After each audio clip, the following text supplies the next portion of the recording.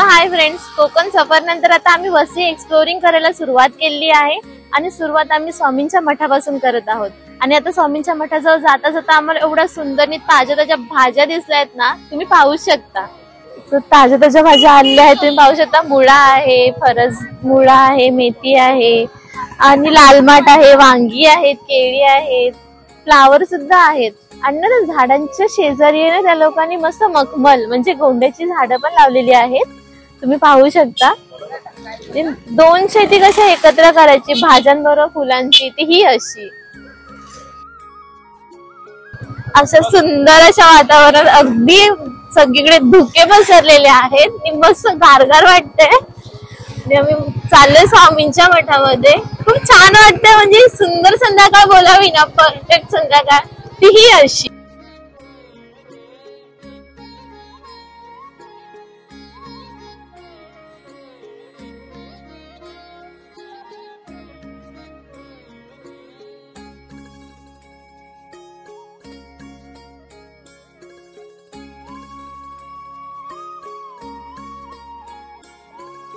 आपण पोहोचलो आहोत स्वामी समर्थांच्या मठामध्ये। जाऊया तिथे शांततेत स्वामींच्या छायेखाली बसूया आता थोडा वेळ।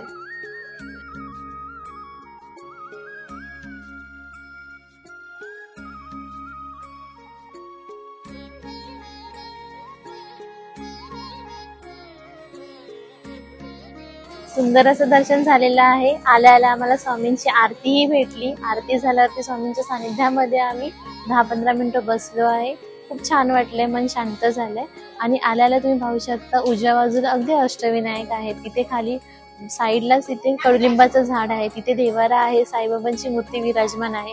आणि मंदिराची वास्तू जी आहे ती अगदी सुंदर आहे, म्हणजे पाहू शकता कोरीव काम आहे, नक्षीकाम खूप छान आहे। तुळशी वृंदावन अगदी स्वामींच्या मंदिराच्या समोर आहे, तिथेही खूप छान होतं। रांगोळी काढत होत्या ताई। आतमध्ये एंटर केल्यानंतर उजव्या साईडला गणपती बाप्पा होते आणि डाव्या साईडला हनुमंत भगवान होते। तसं स्वामी समोर होते विराजमान, त्यांना पाहून अगदीच खूप छान वाटलं, खूप प्रसन्न वाटते आता। आणि खरंच स्वामींच्या दर्शनाला या, एकदा दर्शन घेऊन बघा, खूप शांत वाटेल।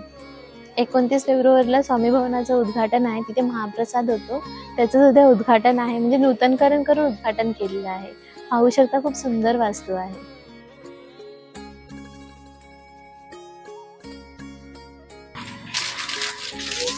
ये ब्रचू काका पावाट टाकून द्या।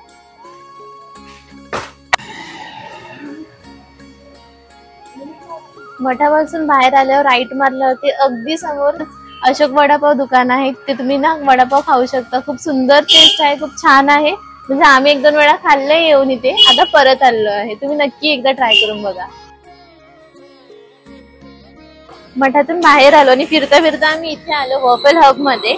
इथे आम्ही पाहिलं ना, इथे माझी फेवरेट डिश होती, म्हणजे ना चॉकलेट स्ट्रॉबेरी होती, म्हणजे फुल चॉकलेट आहे आणि त्याच्यात स्ट्रॉबेरी आहे आणि माझं फेवरेट आहे हे। सो आम्ही आता ते खातोय, तुम्ही पण येऊन एकदा नक्की ट्राय करून बघा, कारण का खूप छान आहे आणि अगदी रिझनेबल आहे। 100 रुपयामध्ये अख्खं ग्लास भरून स्ट्रॉबेरी आणि चॉकलेट आहे।